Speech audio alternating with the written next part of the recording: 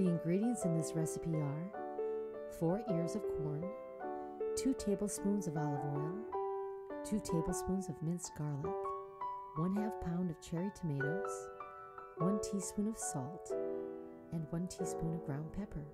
This is one of my favorite saute dishes. We call it saffron succotash. And the reason we call it saffron succotash is traditional succotash usually has bell pepper in it, and it also has lima beans in it. But I have to be honest, as a kid, I wasn't so crazy about lima beans. As a chef, I eat virtually everything. But you know what? I still don't enjoy lima beans. So what I did is I came up with a succotash recipe that we could use that left out the bell pepper, left out the lima beans, but it's got beautiful, beautiful color.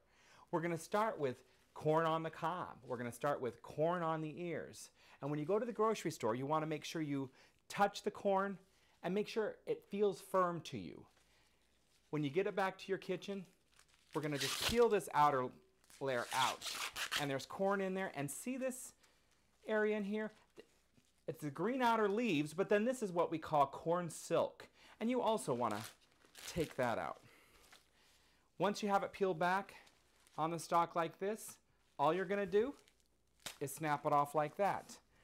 Got our garbage nearby, we're going to toss that away, and then you can either take a clean towel or you can take a paper towel and you can get the majority of the rest of those silks off there like that by using a towel.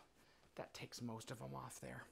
Then, when we're ready to cut the corn off the cob, we're going to get that really nice, intense, fresh flavor from using corn on the cob versus what you get from canned corn. I'm using a serrated knife for this. I like this a lot. And I'm also using a glass pan here. You can use a tray or one of your metal pans or a cookie pan with sides on it. And I'm going to cut right into this. So as the corn kernels fall all over, they're going to fall into this dish and I'm not going to have to pick them up off the floor and make a real big mess. So I'm holding this like this. I'm going to cut in. I'm not cutting so deeply that I'm getting the woody part of the kernel of the corn. I'm cutting out a little ways. It's better probably to err on the side of taking the tender top of the corn kernel versus going in too deep toward the cob and getting that kind of gritty, chewy, not good eating. So I'm going to go ahead here, and this is how I'm doing it. I just saw back and forth, up and down. I'm not going too deep on the corn. My corn's falling right here into my pan. And with about 4, 5 swipes, I pretty much have this clean. Gonna take a little bit off the end there. You want to do that with 4 cobs so that you have the kernels from four cobs. Then break it up and put it in your prep bowl. Just like that. So we have that. I have some cherry tomatoes here. This is about 8 ounces. It's one of those clamshells you get of the little tomatoes. They're very sweet, and usually they're some of the first tomatoes to come in either locally because they ripen really fast on the vine. All I did was wash these. I'm not doing anything else with them. I'm leaving them just like that. I have 2 tablespoons of olive oil, but I could do this with butter. Butter would brown a little bit more, but my fat that I chose here is olive oil. And then for our aromatics, I chose some garlic. And what you want is this nice minced garlic. And remember from our knife cuts how we do that.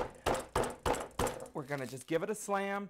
Probably for minced garlic, I'm going to need maybe 1 or 2 of these cloves for about 2 tablespoons is what we want all day. Could I use onion? Yeah, absolutely.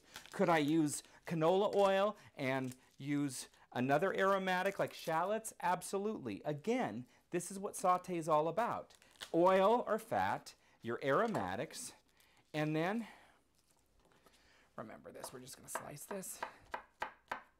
And we're going to slice this, bridging our fingers. Careful, careful, careful. Okay, and then giving it a nice, till it's a nice mince, we call it, right? So it's pretty small. Keep running my knife over, holding my knife, pinching the blade. There I go. Wipe off the blade and take what you have there. And you want about 2 tablespoons when you're all done of nice, fresh minced garlic. Okay, that's that. And then I have salt and pepper. And that's all I really need to move on to the stove and do a quick saute of our saffron succotash. So I'm using a pan with fairly tall sides here. and I've been warming it for about a minute. I've been preheating the pan so it's getting nice and hot. I can put my hand here, not on the pan, but above the pan, and I can just kind of feel the heat, and that tells me that I have a fairly hot pan going right here. Remember, hot and quick, that's what saute is all about. What are we starting with first? Our fat, of course. We're using our olive oil. We're putting that in. We're waiting till we see little striations, little shimmer through that olive oil. I'm coating the bottom of the pan with it. If the pan's too heavy for you, if you're itty bitty, take 2 hands and do it so you feel like you have good control over it. You can do it with 2 hands, it doesn't hurt. Then I'm going to go ahead and add our aromatic, which is our minced garlic, 2 tablespoons. That's going right in. Garlic does burn. You do have to be careful. So we're going to give this a really quick toss, and then we're going to throw in our tomatoes right away. Don't let it get brown. Just let it start to sizzle a little bit, and then we're going in with our 8 ounces of washed cherry tomatoes, and that's really sizzling. We're getting that water and oil mixed together there. And I'm going to give that just a quick stir and keep it moving. These tomatoes are getting coated with that little bit of minced fresh garlic and that olive oil.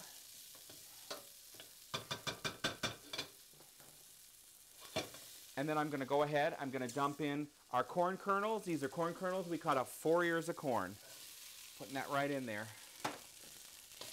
Just continue to stir that through. Some of the liquid of the corn will start cooking off. Keep it moving. And what happens is the tomatoes start to get a little bit tender. Some of them split. You don't want them mushy. You don't want to cook this down to a sauce. You just want the tomatoes to start to get a little bit warm through, a little bit tender. Now I'm going to go ahead and I'm putting in 1 teaspoon of salt. I'm using kosher here. And 1 teaspoon of black pepper.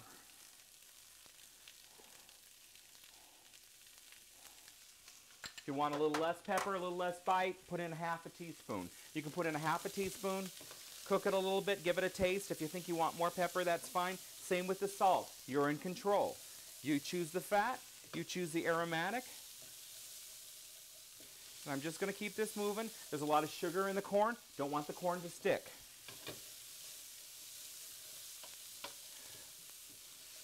Just about 1 more minute. I'm just going to give it a little taste here. Blow on it to see. It just needs a couple more seconds. You want the corn still to be crisp and crunchy in your mouth. You want the tomatoes warm and not mushy. 1 more stir. That is our saffron succotash. Isn't that a beautiful dish? Isn't that nice?